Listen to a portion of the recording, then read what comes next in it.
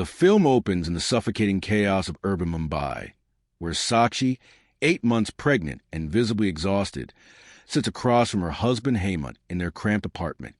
Unpaid bills litter their table, and the tension between them is palpable.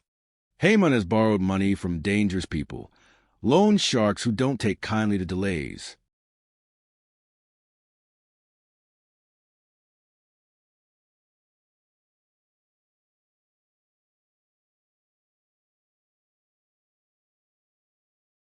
That night, as sirens wail in the distance and footsteps echo in the stairwell outside their door, Hemant makes a desperate phone call. His old colleague, a driver named Bahadur, offers him sanctuary, a remote house in a village near Haryana, surrounded by endless sugarcane fields. It's isolated, Bahadur assures him, a place where no one will think to look for them. Hemant accepts without hesitation. They pack hurriedly, Sakshi's hands trembling as she folds baby clothes she hasn't yet had the chance to wash, and by dawn, they're fleeing the city in Bahadur's weathered car. The journey transforms around them as concrete gives way to dust roads, and the urban sprawl dissolves into vast agricultural landscapes. The sugarcane fields appear gradually, at first as patches along the roadside, then growing denser, taller, until they form endless walls of green-brown stalks that tower over the car. Sakshi watches them through the window, feeling both hidden and trapped by their enormity. Bahadur drives in silence, occasionally glancing at them through the rear-view mirror with an expression that's difficult to read. Concern, perhaps, or something darker. As evening approaches, they arrive at the house. It stands alone, a weathered structure of faded yellow walls and peeling paint, surrounded on all sides by the sugarcane fields that seem to press in on it like clutching fingers. The isolation is immediate and oppressive. There are no neighboring homes, no sounds except the whisper of wind to the sugarcane stalks, a constant rustling that sounds almost like whispered voices. Bahadur helps them unload their meager belongings, his movements quick and anxious. He introduces his wife, Devi, a quiet woman with haunted eyes who has come to help them settle in. Devi moves through the house with the practiced efficiency of someone who knows every corner, every shadow.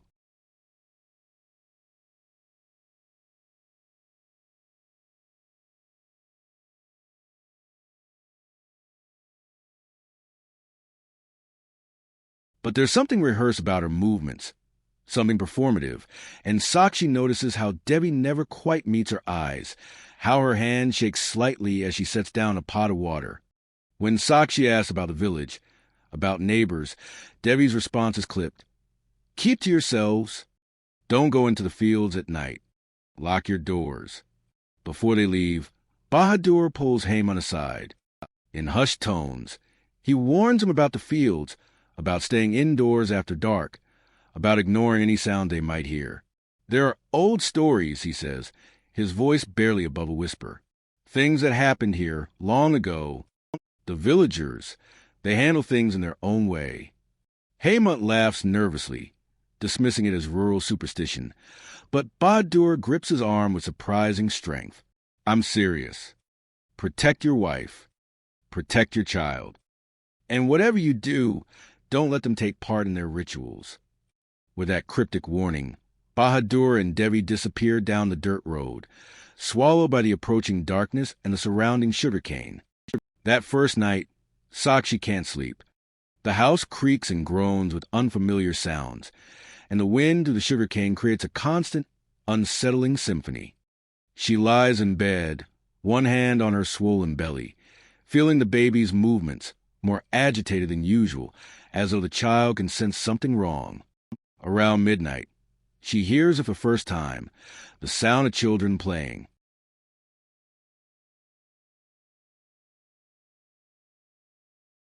She wakes Hemant, who stumbles to the window and peers into the darkness.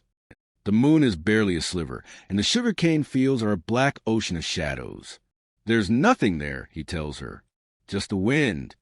Go back to sleep. But Sakshi knows what she heard. And as she finally drifts into an uneasy sleep, she dreams of 3 small shadows running to the sugarcane, their laughter echoing like broken bells. Morning brings little comfort. Sakshi wakes to find muddy footprints on the porch. Small footprints, child size, leading from the sugarcane field to their door and then back again. Hemant dismisses them as probably belonging to local children, though his voice lacks conviction. He's more concerned with practical matters. Finding food, securing the house, figuring out how long they can survive on their dwindling savings before they must face their problems in Mumbai. Sakshi explores the house in daylight, finding it even more unsettling than she'd imagined. The walls are stained with age and dampness, and in the bedroom, she discovers old marks on the wallpaper, scratches perhaps, or deliberate carvings. They form patterns that look almost like words in a language she doesn't recognize. In the kitchen, she finds a shrine tucked in the corner, half hidden behind a loose cabinet door. It contains a crude clay figurine of a woman, surrounded by long-dead flowers and what appears to be ashes. When she touches it, the figurine is cold, unnaturally so, and she quickly withdraws her hand. That afternoon, curiosity drives her to the edge of the sugarcane field. Up close, the stalks are massive, reaching 8 to 10 feet high, their leaves sharp-edged and whispering constantly in the breeze. She takes a few steps in, just far enough to be surrounded by them, and immediately feels disoriented. The stalks all look the same, creating a maze without markers. She's about to turn back when she hears it again, children's voices, singing this time. An old lullaby in Hindi, the words distorted and eerie. Chori, chori, kahaye tu. Koryai, koryai, margai tu. Little girl, where are you? Little girl, you have died. She calls out, asking if anyone's there, but the singing stops abruptly, replaced by silence so complete it makes her ears ring.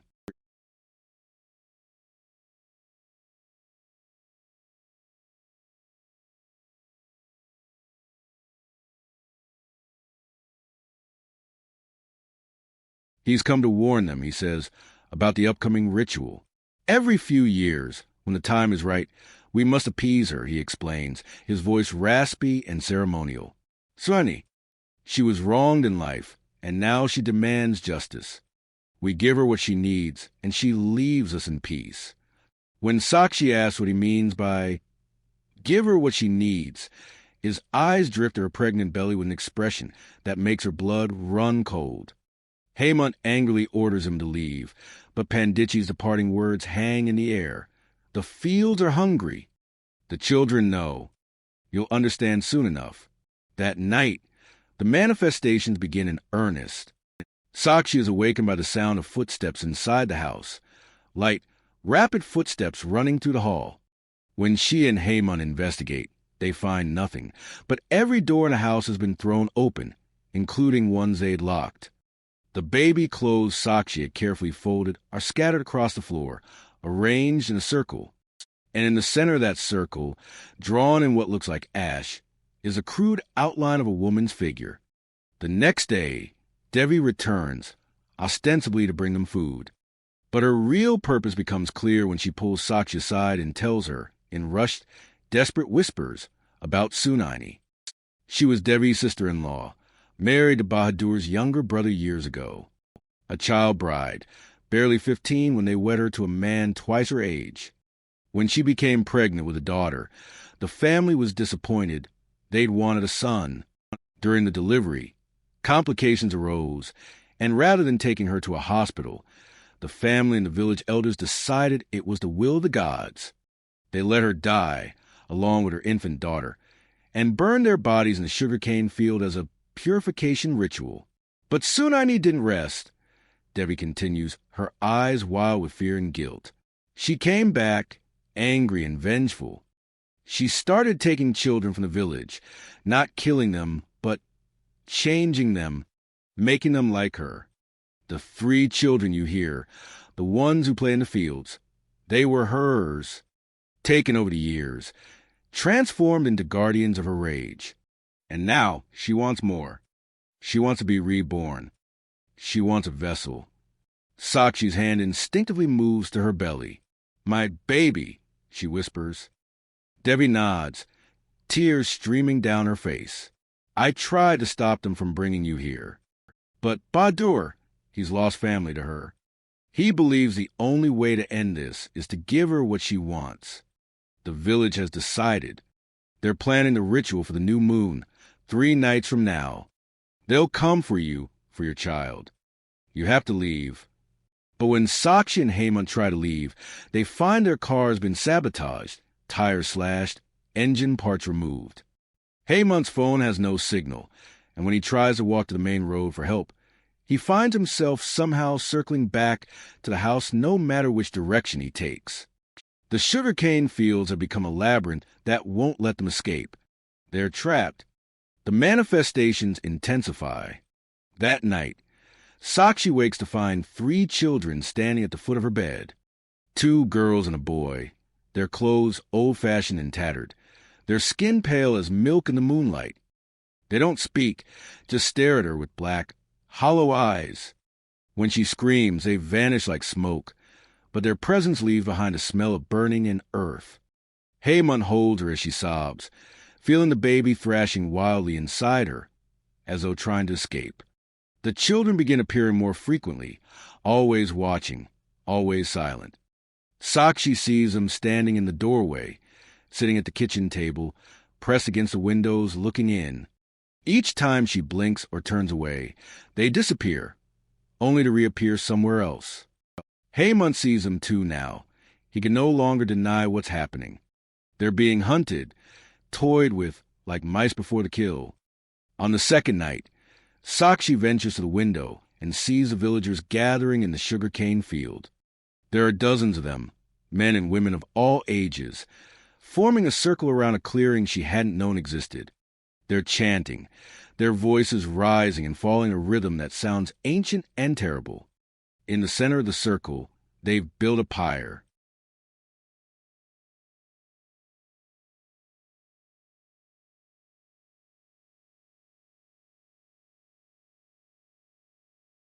The charred monster, the physical manifestation of Sunaini's rage.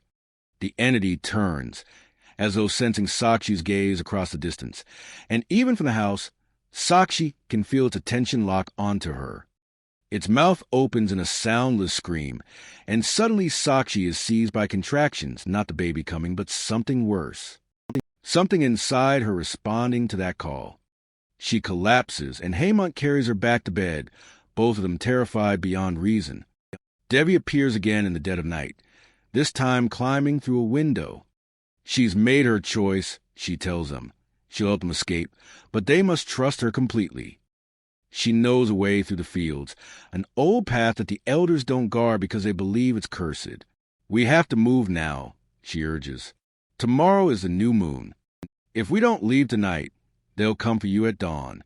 But as they're preparing to flee, Bahadur appears, blocking their path.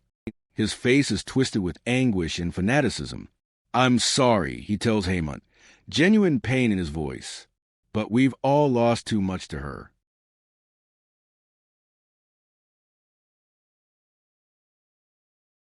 This is the only way to end it. The pundit says if we give her what she wants, a living child to inhabit, a chance to be born again, she'll finally rest. Your child will live just differently, better than all of us suffering forever. A fight breaks out. Hemant struggles with Bahadur, while Devi tries to pull Sakshi away. But the 3 ghostly children appear, surrounding them, and their presence brings with it a supernatural force that pins Hemant against the wall. Bahadur's eyes fill with tears as he reaches for Sakshi, but Devi, in a moment of desperate courage, strikes him with a heavy pot, and he crumples. They run into the sugarcane fields, Sakshi barely able to move with her swollen belly, following Devi through a twisting path that seems to shift and change around them. Behind them, they can hear the villagers giving chase, their chants growing louder. The ghostly children flit through the stalks around them, appearing and disappearing, herding them like sheep. And above it all, a woman's voice, Sunaini's voice, screams in rage and hunger. They emerge into the clearing where the pyre burns. There's no escape. Every path has led them here, to the heart of Sunaini's domain. The villagers close in, forming a circle around them. Pandichi steps forward, holding a ceremonial knife. "It's time," he intones. "The vessel must be prepared. The mother must be purified. The child must be offered willingly, or the price will be all our lives." Sakshi, backed against the pyre, makes a desperate decision. She begins to speak directly to Sunaini, to the charred entity that now towers over them all, its form flickering between human and monstrous. "I know what they did to you," Sakshi shouts over the crackling flames and the chanting. "I know you were killed for carrying a daughter. I know they thought you were worthless. But I'm not going to let you do the same thing to my child." This cycle of violence, of sacrifice, of treating girls like burdens, it has to end. For a moment, everything stops. The villagers fall silent. The ghostly children pause in their circling. Even the wind through the sugarcane stills. Sunaini's charred form flickers, and for just an instant, Sakshi sees a girl she once was, young, terrified, betrayed by everyone who should have protected her. But then the entity's rage returns, more terrible than before. She will not be denied. She reaches for Sakshi with hands of blackened bone, and the ghostly children move to restrain her. This is when Devi makes her final sacrifice. She throws herself between Sakshi and Sunaini. Cry out that she's sorry, that she was there when Sunaini died, that she did nothing to stop it, that she's carried that guilt every day since. "Take me," Devi pleads. "I'm the one who deserves your rage. Not her. Not that innocent baby." Sunaini pauses, and the connection between her and Devi becomes visible. Threads of dark energy, of shared history, of blood and betrayal. The entity begins to pull Devi toward her, to absorb her, to finally exact revenge on someone who was actually complicit in her death. But in that moment of distraction, Hemant breaks free and grabs the ceremonial knife from Pandichi. He doesn't stab Sunaini. Violence won't work against something already dead. Instead, he cuts his own palm and presses it to the earth of the clearing, speaking words Devi had taught him earlier, and offering prayer in the old language. "We acknowledge your pain," Hemant says, his voice shaking but clear. "We recognize the injustice done to you and to your daughter. We name you. We remember you. Sunaini and her daughter, murdered for being female. You are not forgotten. Your lives had value. Your deaths were wrong. We will tell your story. We will fight the practices that killed you, but we will not perpetuate the cycle of violence. We will not let you hurt another mother or child. The effect is immediate and unexpected." Sunaini's form begins to crack, light breaking to the charred exterior. The three ghostly children run to her, not an attack but an embrace, and they too begin to dissolve into light. The entity screams, but it's no longer a sound of rage. It's a sound of release, of anguish finally expressed and heard. The clearing fills with light, blinding and pure, and when it fades, the charred monster is gone. In its place stands a translucent figure of a young woman, holding the hands of three children, their forms peaceful now, free. Sunaini looks at Sakshi one last time, and in that gaze is recognition, understanding, perhaps even gratitude. Then she and the children fade, dissolving like morning mist, and with them goes the oppressive weight that had hung over the fields. Dawn breaks over the sugarcane fields. The villagers stand in shocked silence, many of them weeping. The pyre has burned out, leaving only ashes. Devi is alive, though barely conscious, having been drained but not destroyed. Bahadur cradles her, his face a mass of shame and relief.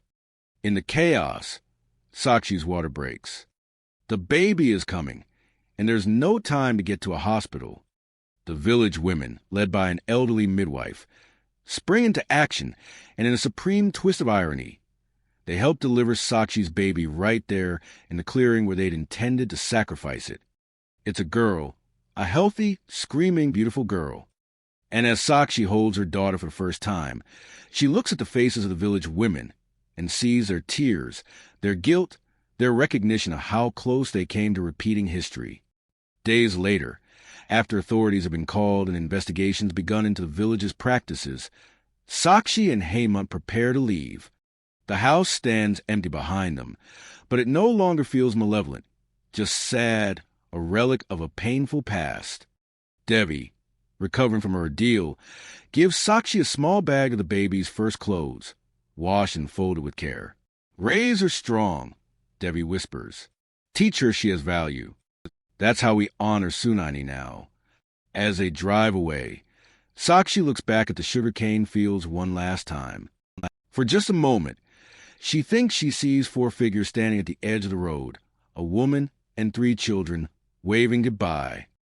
But when she blinks, they're gone, and all that remains is the endless whisper of wind through the stalks. The film ends with Sakshi at home in a new apartment, far from Mumbai's lone sharks and rural horrors. She's writing Sunaini's story, determined to expose the practices of female infanticide and child marriage that still persist in pockets of India. Her daughter sleeps peacefully in a crib beside her, and on the computer screen, the opening lines appear. This is dedicated to all the unnamed daughters, all the child brides, all the Sunainis whose stories were buried in silence. May they finally be heard. The screen fades to black, but in the darkness, we hear one last sound, a child's laughter, but this time it's joyful, unburdened, free.